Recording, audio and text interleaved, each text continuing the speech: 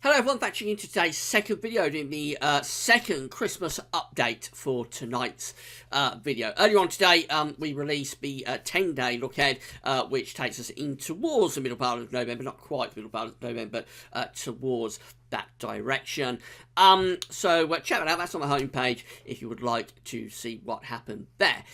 This is the second Christmas update. The first Christmas update on Tuesday, a couple of nights ago.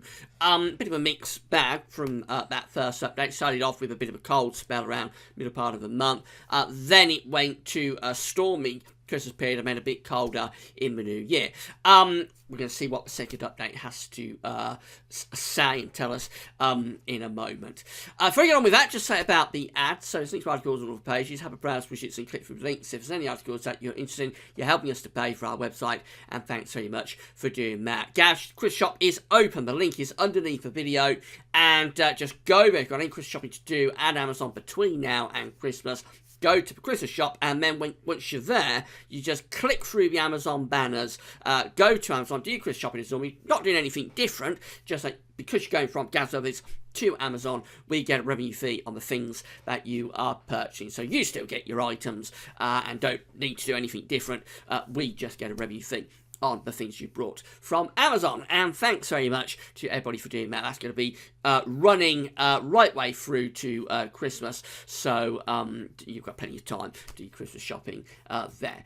Right, let's get on with it. And we're using the CFS 9 monthly forecast from the website metroseal.fa. You can find MetroSeal on the links page. This was generated midday yesterday. As always, 24-hour delay on these charts coming through, so it's generated midday on the 2nd of November, and it is the midday run. Always try and use the same run if we can, and then we can't be told off for cherry picking any particular charts. So this is just the way they come out, and this one, as I say, was generated midday yesterday. So we're starting on the 10th of December, and we've got a very zonal looking weather pattern here. We've got high pressure to the south and the east, low pressure up to the northwest, bringing westerly, southwesterly winds in from off the Atlantic. So we run up towards the middle part of 10 minutes, going through the 12th into the 13th, and it turns a bit stormy there on the 13th. Bit of a severe gale for Scotland. Mobile westerly pattern, another low pressure comes through on the 14th. That looks wet and windy there, going through towards the 15th, middle part of December. This is a very mobile, Atlantic-driven scenario from CFS today up to the middle part of December. Beyond that, we keep things looking very flat. High pressures to the south, low pressure to the north. Proper westerlies coming through across the country. This is mild, wet and windy to the north. A lot of dry weather, actually, close to this high pressure across France down into the south. We move through into the 17th of December. So again, we're in the middle part of the month. Still looking very flat, very westerly. Low pressure is up there to the north. High pressure is across Europe. As we run through, we keep it unsettled. A bit of a ridge starts building up from the southwest around the 20th. That will bring a drier interlude, probably a bit cooler as well, because the air coming around that ridge is coming from the north. Nothing cold, but it is a little bit cooler. You could get night frost in there with that. So the ridge is there through the 20th into 21st. High pressure dominating, frost and fog perhaps, but the run up to Christmas on this particular one, and that's still hanging around as you go through to Christmas Eve. This is midnight on Christmas Eve, still with high pressure to the south and the east. So I would have thought England and Wales particularly could still be having frost and fog, but notice these very dark purple colours, almost to black, appearing across the north, so you can't really make out Greenland. It's hard to make out Iceland. That is a very much an intensification of the polar vortex, and that's normally a bad sign if you want cold weather, because it means Atlantic weather systems really are gathering out to the north and west. So we run through Christmas Eve into Christmas Day, and we're keeping it westerly. That ridge is slipping away to the east. Another little ridge is trying to build from the southwest. So for England and Wales, it's still mainly dry, but we're probably bringing cloud, wind and rain in across the north and west on Christmas Eve. But it's how Christmas Day is shaping up on this particular run of CFS V2 model, and still anticyclonic influences in the east. So it would at least be a seasonable theme Christmas. I don't think the Atlantic, particularly for England and Wales, really break through. So you still have frost, I would have thought, with this.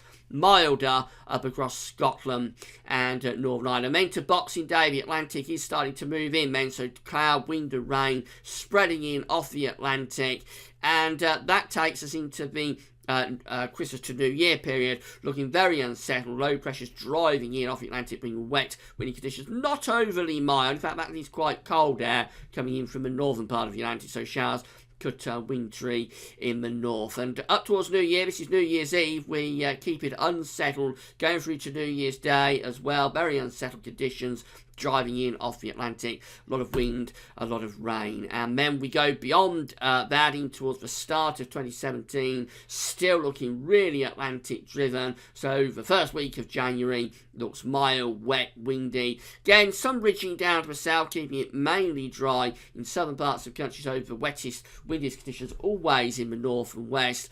But overall, that looks a pretty mild. Sorry about that. That looks a pretty mild scenario, really from start to finish. So we begin around the 10th of December. We end up on the 8th of January. So we've got a month, through a month of weather there. And there's not been anything particularly cold at all showing up on that run. Certainly no northern blocking. There are a few colder days under transient ridges, especially running up towards Christmas, where bit of a frosty, foggy spell is predicted, but certainly no depth of cold on any of those charts for the second update. So I think we can put update 2 firmly in the mild Atlantic driven bracket, and we're going to go through to the third update and see what that shows. I would have thought the third update is likely to be on Sunday, Sunday evening. I think we will do the third update. So it isn't a follow-on really from the first update. That had more cold conditions.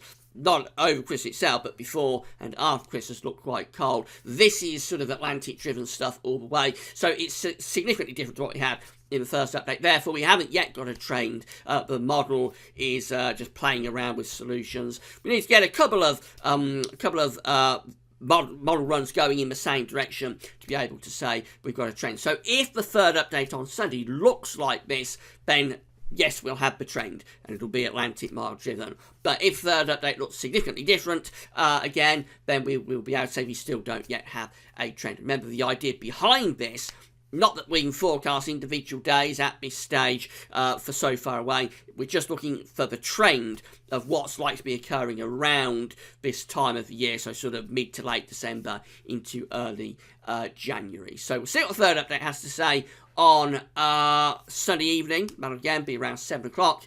But that's all for now, and thanks for watching.